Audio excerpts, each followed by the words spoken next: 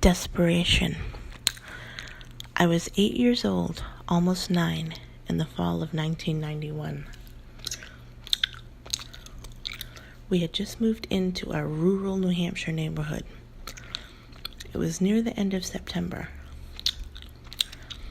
I was riding my bike down our little street after dinner.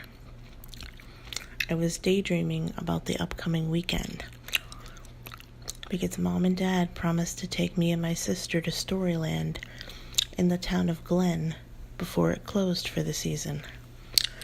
I'd seen the commercials, and while it wasn't anything hugely spectacular like Disneyland, it still looked pretty cool.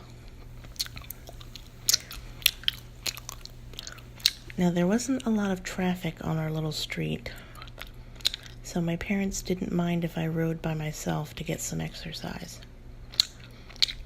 I hadn't made any friends yet, so it was only me cruising down the road in third gear, my hair blowing in the crisp fall breeze. At the end of our street, there was an old church and what looked like an even older graveyard. I decided to do some exploring around. Graveyards didn't scare me. I'd always been told they were one of the more safer places in the world to be. No one to bother you, just bodies at rest. My mother and I used to do grave rubbings at our old church in Massachusetts. Some people thought it was morbid and horrendously disrespectful. Our pastor had always said that he thought it was a wonderful way to keep someone's memory alive. As I walked along the stones, I felt a great sadness at seeing how many tiny graves there were. I knew this meant that they were infants or small children. Some weren't even given proper names on their stones, just labeled as infants. "It's sad, isn't it?" a woman's voice from behind me stated. I turned to face her. "That they died so young, I mean," she said, her wild curly red hair whirling around her kind face. "Yes," I answered, "some of them don't even have names." "That's true," she said, stepping up beside me. "It's possible that it was too painful to name them, or their parents couldn't afford to have the names engraved. It's hard to say, really." I nodded and bent down to trace my finger along the dates on one of the stones.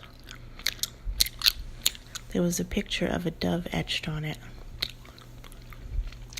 "I never had children of my own," she said, watching me closely, "but I'd hold on to them fiercely and never let them go. I'd never let them leave my sight." I laughed. "But they'd have to go to school. They'd have to be away from you at some point." The woman's friendly face all of a sudden crumpled and became distressed. "I'd homeschool them. They could stay home with me all the time. I'd make them clothes. I'd cook them all home-cooked meals. No McDonald's for my children. They'd love me unconditionally and never want to leave."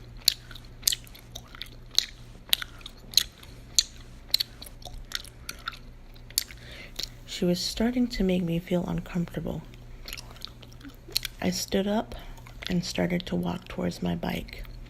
"Well, I better get back home now," I said. "Wait," she called after me. "There's one more grave you must see. It's absolutely fascinating." I hesitated, but followed her as her wild red hair blew in the breeze. We reached the top of the graveyard, fairly close to the back of the church. She led me to a freshly dug grave. "There," she said, "take a look at that." I looked down into the deep, empty hole. There's nothing there. Look, it's starting to get dark. I really should be getting back. She grabbed my arm before I could take a step back. No, take a closer look, she growled and threw me into the hole. I screamed and cried.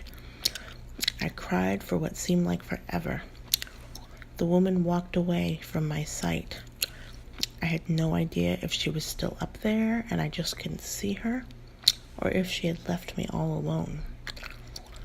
But it was getting darker, and I was scared. Now I was scared of being in a graveyard. I couldn't climb out. I screamed and cried. It became very dark, and I became very aware of where I was in this darkness. I pictured bodies climbing out of their graves just to grab me. I closed my eyes, tears streaming down my cheeks. I was afraid to cry out loud. I was afraid I'd scare myself from the noise coming from my mouth. Suddenly, I heard footsteps. I froze. I didn't dare speak. Then I heard my name being called. I screamed for help. After a few minutes of screaming back and forth, my dad found me. He called for help to get me out of the hole. I described to the police what had happened, and they made a report. They said it didn't sound like anybody in this small town currently, but that they would keep an eye out. They said how lucky I was that I'd left my bike in plain sight and that my dad had found me, because it was supposed to be a very cold night and I'd have likely frozen to death before anyone arrived at the church the following morning. I wasn't allowed to ride my bike alone for a very long time after that. As I was getting into my dad's car, I heard the officer say to him, "That grave was supposed to be filled in today, but they weren't quite done with the body yet. Terribly sad. Mrs. June died. You'd have not met her, I suppose, but she lived in this area her whole life. An orphan in and out of foster care as a kid. Never married, never had children. She was a lonely, sad soul." I swallowed hard. When they thought I wasn't listening, my mom and dad discussed the woman further. "Oh my God, when I was at the market earlier, I was behind two women who were gossiping about it," my mother said. "One of them said June was an old coot who was fired from volunteering at the hospital because someone overheard her say she wanted to bring one of the babies home with her. And the other one said that she'd attempted to kidnap a 3-year-old, but someone who had a soft spot for her at the police department made it go away." A few days later, the Sunday paper came out. I flipped it open to the obituaries. Right there, in a small picture, was the woman, her wild red curly hair resting against the original kind face that I had seen before she totally lost it on me. A burial notice was next to her picture. Today was going to be her official burial day. Her body must be ready now.